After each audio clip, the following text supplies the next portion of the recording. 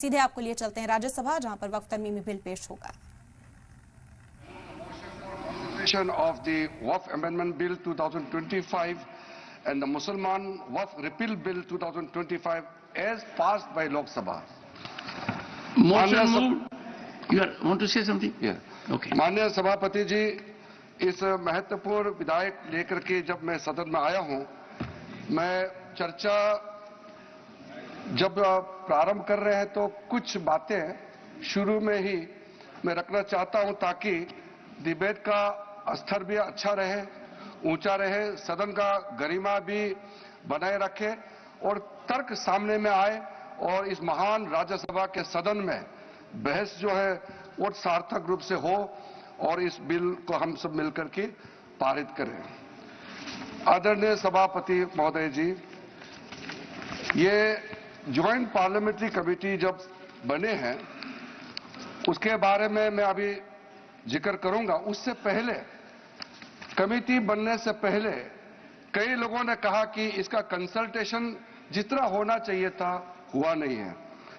मैं इतना जरूर बताना चाहता हूं कि जब हम ये वक्त संशोधन बिल लेके आए और जेपीसी बनाया, उससे पहले हमारे अल्पसंख्यक मामलों का मंत्रालय ने व्यापक रूप से देश भर में जितने स्टेक होल्डर्स हैं, राज्य सरकारों से, माइनॉरिटी कमीशंस होते हैं स्टेट में, वक्फ बोर्ड होते हैं और वहां के ऑफिसर्स और इंटेलेक्चुअल कम्युनिटी से, धार्मिक संस्थाओं में जो लोग प्रतिनिधि करते हैं, कई लोगों से बातचीत करने के बाद ये बिल तैयार करके हमने इस सदन में पेश किया, पार्लियामेंट में पेश किया।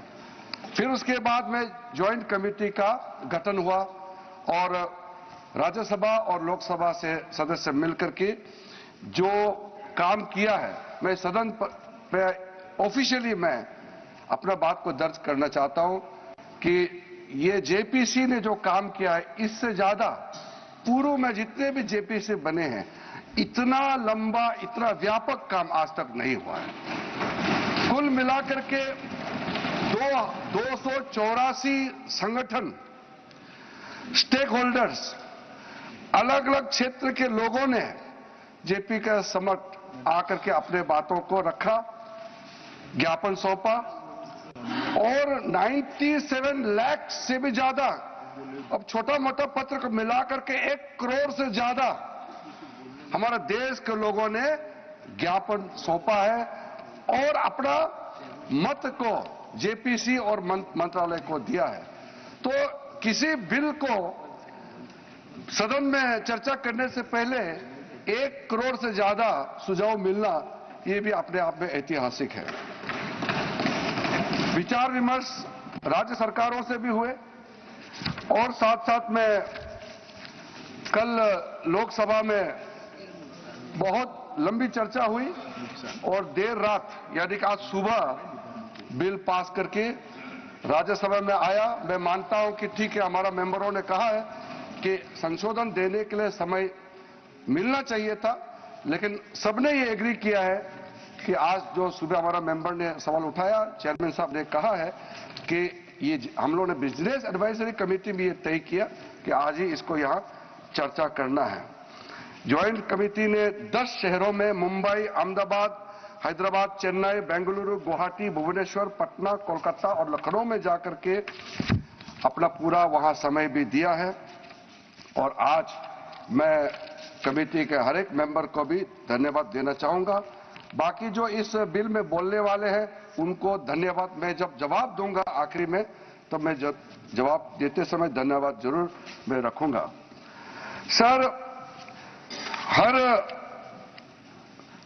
हर व्यक्ति, मैं तो इस सदन में एक मंत्री के रूप में बोल रहा हूं, लेकिन साधारण रूप से ये एक्सपेक्ट करता है कि कोई अच्छा काम करेगा तो उसका तारीफ भी जरूर होगा और खास करके उन लोगों से तारीफ ज्यादा मिलेगा जिसका इच्छा को मैं पूरा कर रहा हूं। इसलिए सभापति महोदय जी, 1976 में जब वक्त इंक्वायरी रिपोर्ट को पेश किया गया था, वो कमेटी किसने बनाया था सर?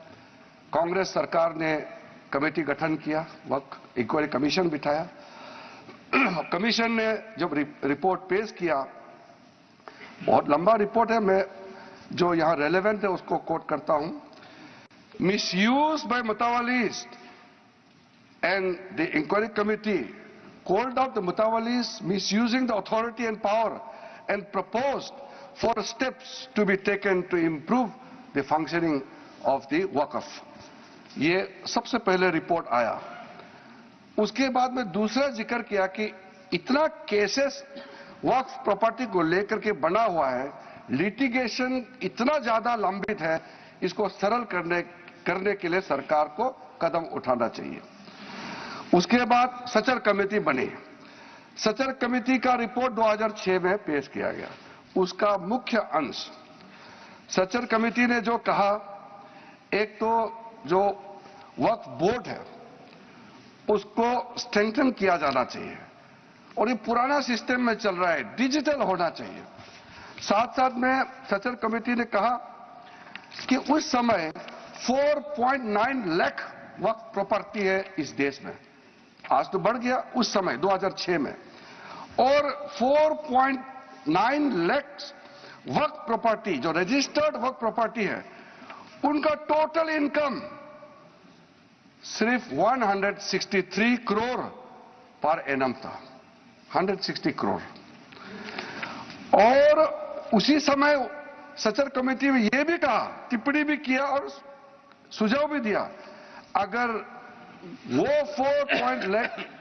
4.9 लाख प्रॉपर्टी को अगर एफिशिएंटली मैनेज करते उस समय का मार्केट रेट से, तो भी 12,000 करोड़ हर साल इनकम जनरेशन होता।